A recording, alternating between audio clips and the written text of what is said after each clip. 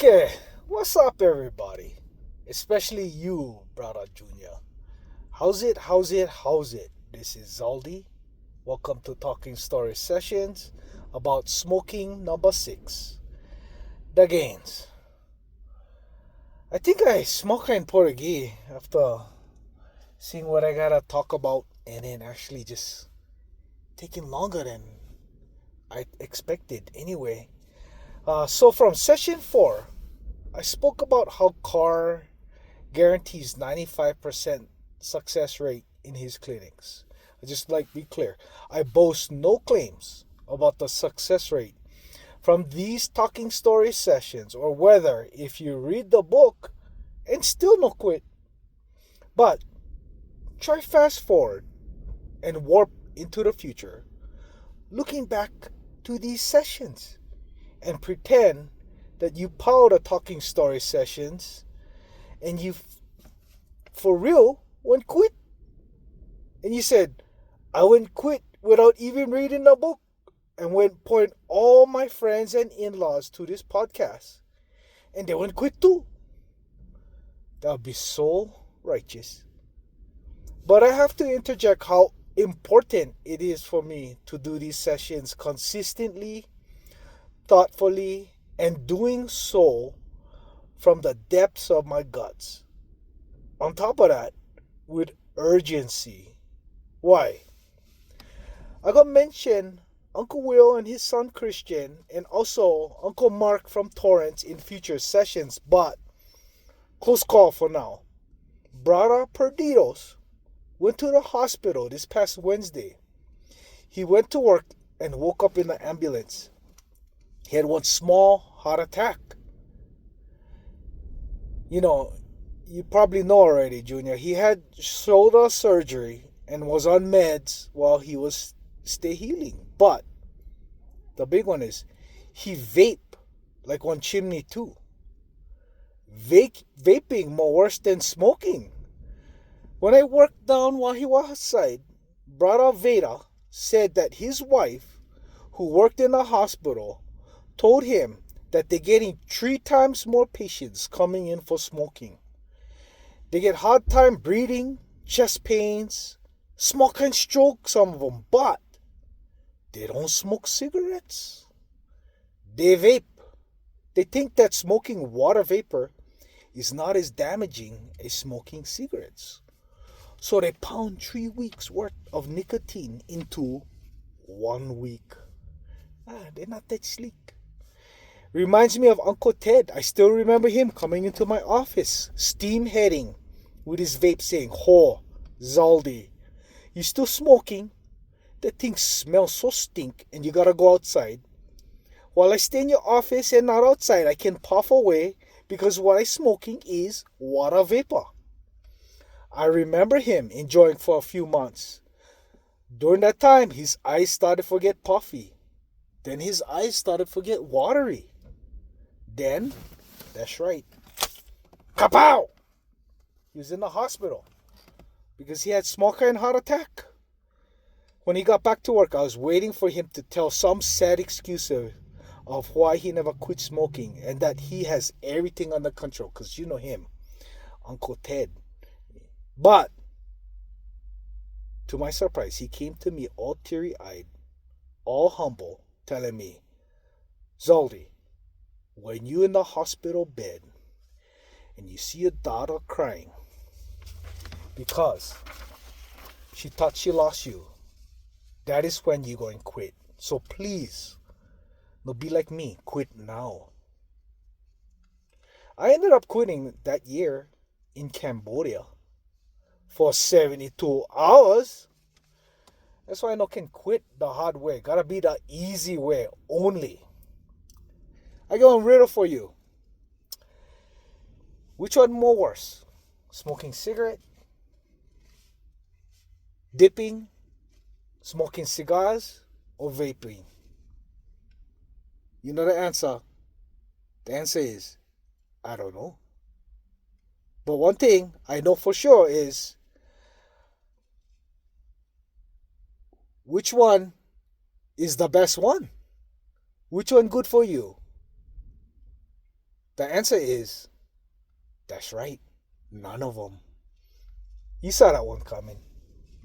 So, going back, here's the session is all about the gains.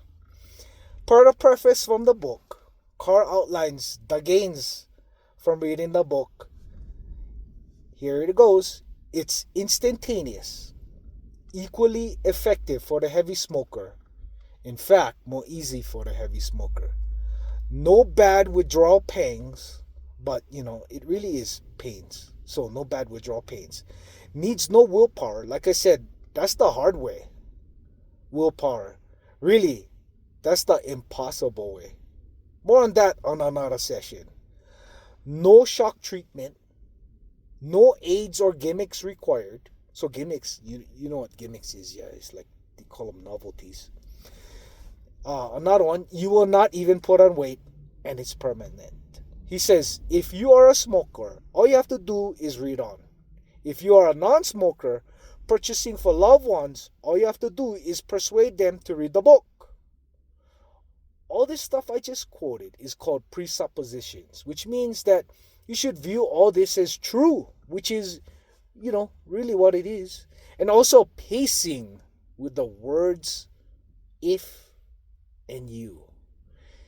It presupposes that you will get X if you do Y. It is really that simple. Carr has to throw the cautions in there. He used presuppositions and gentle words like perhaps that do the waikiki sneaky into your head. Watch. Perhaps you are somewhat apprehensive about reading this book. Perhaps, like the majority of smokers, the mere thought of stopping fills you with panic, and although you have every intention of stopping one day, it is not today. See how he painted a picture in your head gently? He did a preemptive attack on you panicking of quitting smoking, using the word perhaps. Then he started presupposing. If you are expecting me to inform you of the terrible health risks that smokers run, that smokers spend a small fortune during their smoking lives, that it is a filthy, disgusting habit, and that you are a stupid, spineless, weak-willed jellyfish, then I must disappoint you. Those tactics never helped me to quit, and if they were going to help you, you would have already quit. I kind of went over that. But he also then goes, my method, which I shall refer to as easy way, doesn't work that way. Some of the things that I am about to say, you might find difficult to believe. However, by the time you finish this book, you'll not only believe them, but wonder how you could have ever been brainwashed into believing otherwise. Then he started using modal operators, words like ever or need.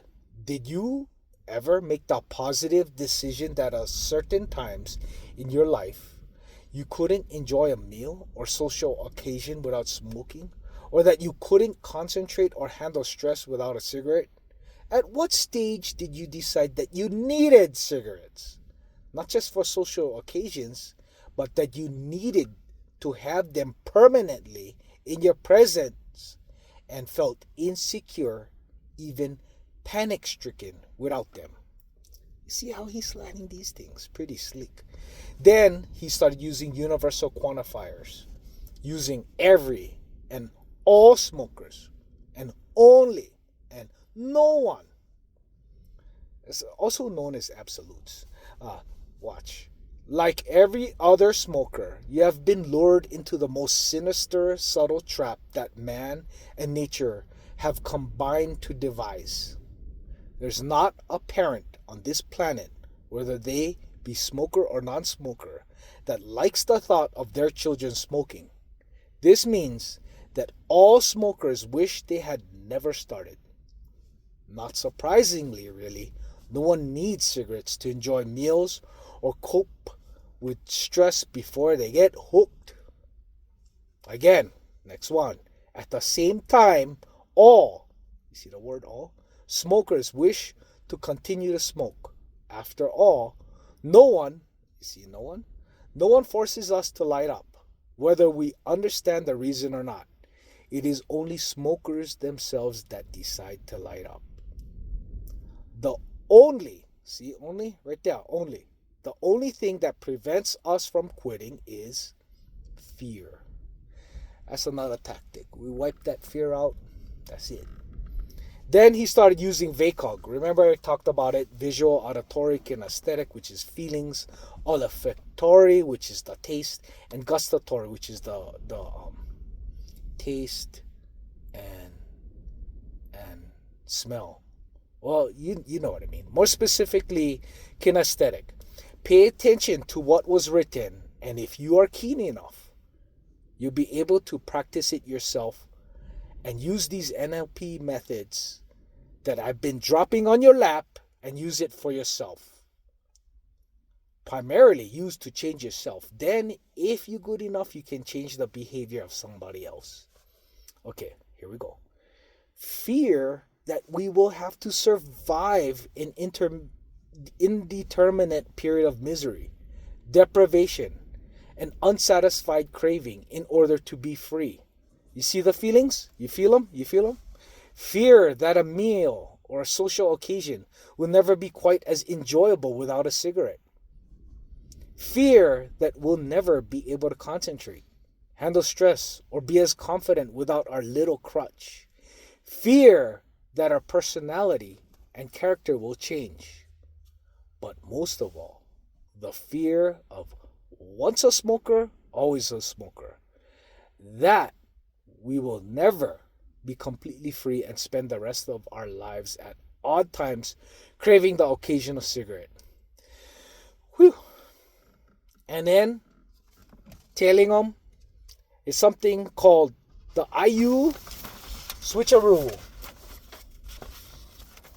If, as I did, you have already tried all the conventional ways to quit and been through the misery of what I describe as the willpower method of stopping, you will not only be affected by that fear, but convinced you can never quit. You notice he starts with I, then ends with you. You're going to have to rewind this. You're going to get them. Then complex equivalence, where it is assumed to be true. If you are apprehensive, panic-stricken, or feel that the time is not right for you to give up, then let me assure you that your apprehension or panic is caused by fear. That fear is not relieved by cigarettes, but created by them. You didn't decide to fall into the nicotine trap. But, like all traps, it is designed to ensure that you remain trapped. Ask yourself, when you lit those first experimental cigarettes, did you decide to remain a smoker as long as you have? So when are you going to quit? Tomorrow? Next year? Stop kidding yourself. The trap is designed to hold you for life. Why else do you think all these other smokers don't quit before it kills them? You see that? That's like couple combinations right there with NLP. But using the word but and using questions, that's another talking story session, but that's some fancy footwork with the word but and using questions. That's fancy dancy right there. Okay, now some anchoring. He is associating easy way with magic. When you see someone show you how they do a magic trick, you realize, dang, that was easy. He's anchoring easy with magic. Watch. Easy way works just like that magic button. Let me make it quite clear. Easy way isn't magic. But for me and the hundreds of thousands of ex-smokers who found it so easy and enjoyable to quit, it seems like magic. There you go. You see that? So I'm doing a couple things. I'm using this to show you how he's doing it, but at the same time, I trying for you to see how messed up and how I quit with these words. How the thing will affect me. Okay, then he pushes through with this thing called disassociation.